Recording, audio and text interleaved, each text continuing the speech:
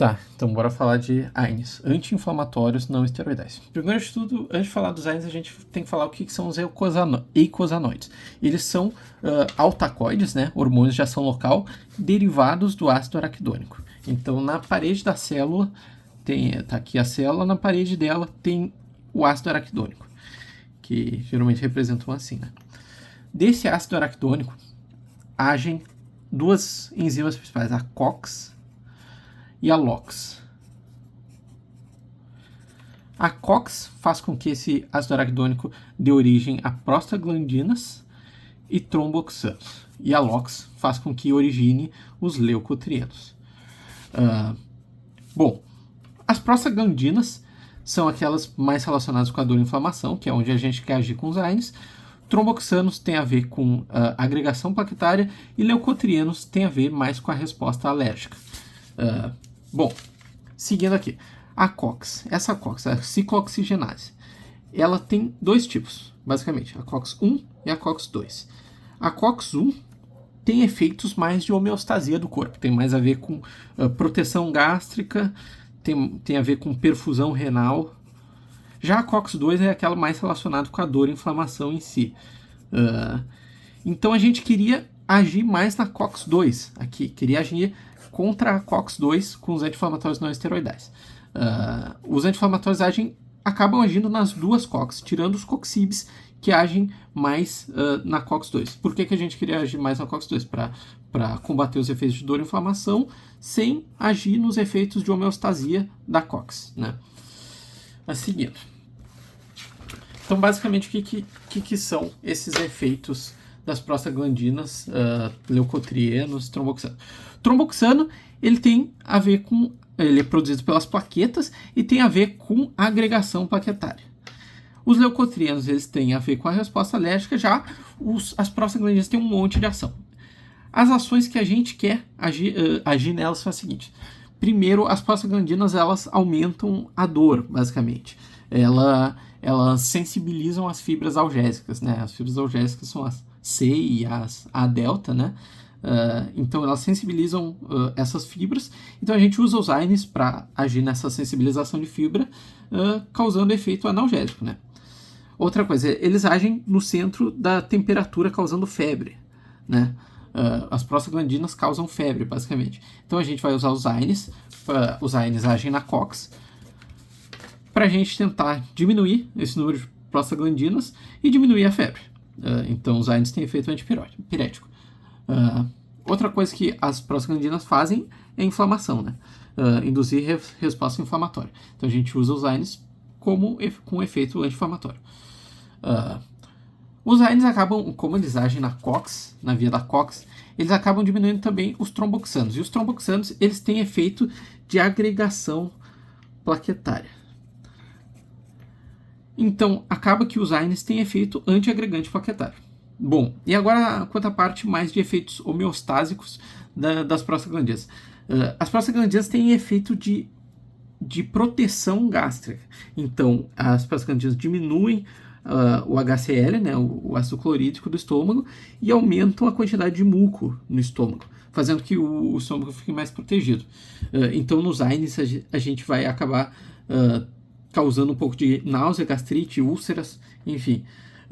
Outra coisa que as prostaglandinas fazem, elas aumentam a perfusão renal.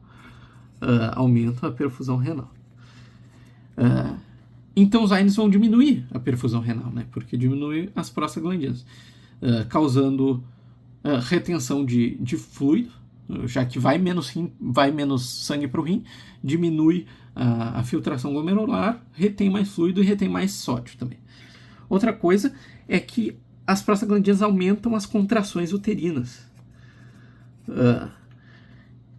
Acaba que a gente usando os AINES vai diminuir esse efeito, vai causar prolongamento da gestação. Então, basicamente é o seguinte, tem aqui o ácido araquidônico sofre efeito das COX, a gente, usando os AINES, a gente inibe a COX, fazendo com que diminuam as prostaglandinas e os leucotrienos também, e os tromboxanos também, causando todos esses efeitos aqui. Bom, os AINES têm os seletivos para COX, que são aqueles que agem só na COX-2, que são os COXIBs. E os não seletivos para COX, que acabam agindo nas duas COX, né, na 1 e na 2. E o mecanismo de ação geral deles é inibir a COX, enfim. Os efeitos clínicos dele basicamente são os mesmos. Então a escolha de qual anti-inflamatório utilizar é dado por outros fatores, principalmente por efeitos adversos. Por exemplo, em crianças a aspirina pode causar aquela síndrome de Reye. Então a gente vai usar outro que não seja aspirina, mas os efeitos em si são muito parecidos. E os efeitos desejados é o anti-inflamatório, o efeito analgésico e o antipirético, né? Já os efeitos indesejados, os adversos, eles têm mais a ver com a inibição da COX-1, né? A COX constitutiva das funções homeostásicas. Bom, são aquilo mais ou menos que eu falei na outra página, na partezinha do final. Causando insuficiência renal, né? Porque as prostaglandinas fazem com que aumente a perfusão renal, causando efeitos gástricos, porque as prostaglandinas são protetoras gástricas. Outros efeitos adversos dos AINES são as reações cutâneas, só que esses são mais idiosincráticos, ou seja, mais específicos da pessoa. Naquela pessoa causa efeitos cutâneos, o uso de AINES. A precipitação de asma sensível, né? Asma alérgica, né? Porque com o ácido acetil salicílico em específico, porque o ácido acetil salicílico ele age na rota dos leucotrienos e aumenta os leucotrienos, e os leucotrienos são aqueles que são relacionados à resposta alérgica. Então, não utilizar ácido acetil salicílico para um asmático, basicamente isso. Distúrbios hepáticos, por exemplo, paracetamol é o principal dos exemplos, mas outro poderia ser o diclofenaco, a nimesulida, eles têm uma toxicidade renal bem importante. E os COXIBs, que são esses seletivos da COX-2, que, bom, a gente queria agir na COX-2 para não ter os efeitos adversos da COX-1, e daí se criaram os COXIBs. Só que, além de ter os efeitos adversos de todos os outros, os COXIBs ainda causam bastante trombose.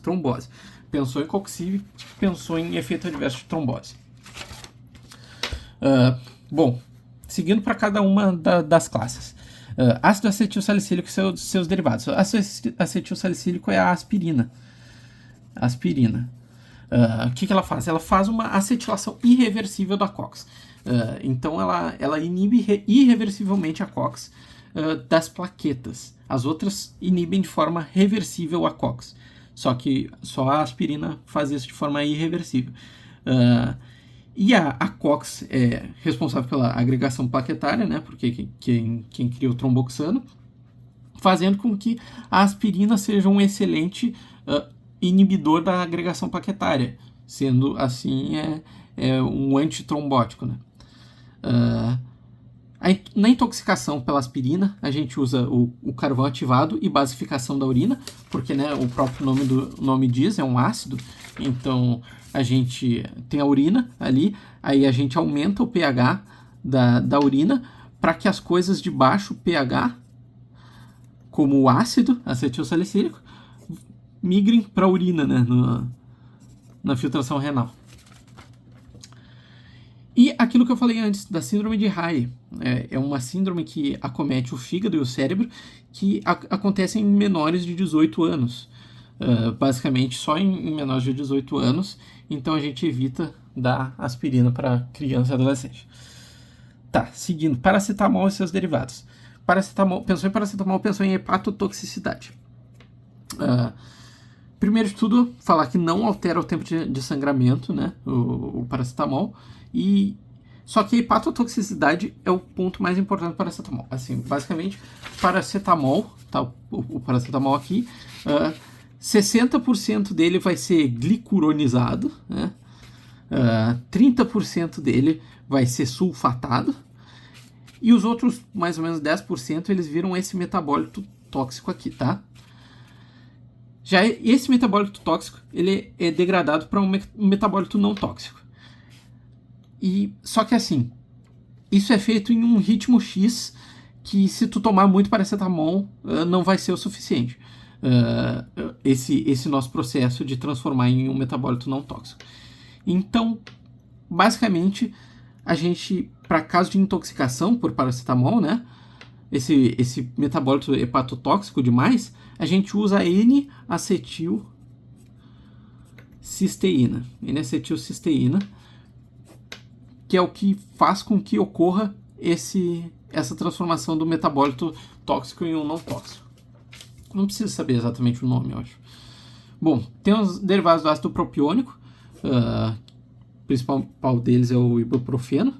Tem os derivados do ácido acético, o principal deles é o diclofenaco, ele tem uma boa seletividade até para COX-2. Tem os derivados do ácido indolacético, que a gente destaca o cetorolaco, que é o toragesic, eles são AINES bem potentes. Tem os derivados pirazolínicos, e penso em dipirona. A dipirona, ela tem um efeito colateral que é bem comum não, mas é específico dela, que é a síndrome de Stevens-Johnson-Nett. Ela é uma coisa rara, só que é bastante mortal, e é aquela coisa que acontece uma reação na pele. NET significa necrólise epidérmica tóxica, né? E basicamente é uma reação na pele que abaixo de 10% da pele ela é síndrome de Stevens-Johnson, e acima de 30% ela é NET, né? Necrólise epidérmica tóxica. Só que a gente não às vezes fica aqui nesse meio e tal, então a gente chama de síndrome de Stevens-Johnson-Nett, né? E relacionar isso com a dipirona, basicamente isso. Derivados do ácido enólico, tem esses que terminam com chican, né, tipo meloxicam. Eles são bastante usados para doenças reumatológicas. Tem os derivados da metosulfonida, que o principal deles é a nimesulida. Ele não foi aprovado, a nimesulida não vende nos Estados Unidos porque é bastante hepatotóxica. E além da hepatotoxicidade, a gente tem que pensar nas reações cutâneas. São bastante comuns com o uso de nimesulida. Eu tenho, por exemplo. Eu não posso tomar nimesulida porque me dá reação cutânea. Tem os fenamatos, que é tipo o Ponstan, aquele remédio para cólica menstrual. Então, são bastante usados em dismenorreia, né? Dor menstrual, basicamente. E os coxibs, que são aqueles que eu falei anteriormente, são inibidores seletivos da COX-2, que acharam que, conseguimos um inibidor seletivo, então não vai ter mais aqueles efeitos colaterais. Tem, e ainda tem muito caso de trombose, causando, por exemplo, infarto, AVC e tal. Bom, os de AINES como analgésicos. Eles são usados na dor leve a moderada. Então tem aquela escala da OMS, né? A dor leve, a dor moderada, a dor forte. Aqui na dor leve a gente usa AINE.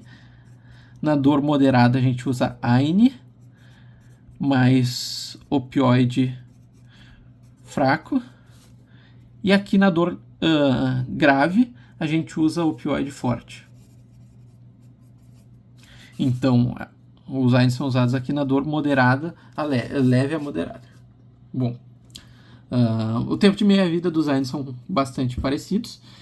AINES na gravidez, em geral, é uma má ideia. Como eu falei, os prostaglandinas participam dos processos de contração uterina e mais outros processos, que, em geral, a gente vai tentar evitar de prescrever AINE para grávida.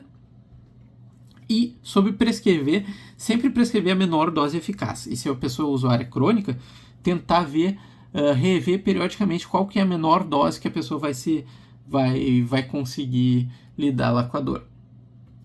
Tem que orientar para o paciente a possível toxicidade e monitorar as funções hepática e renal para usuários crônicos. Hepática principalmente no uso de paracetamol, diclofenaco e nimesulida.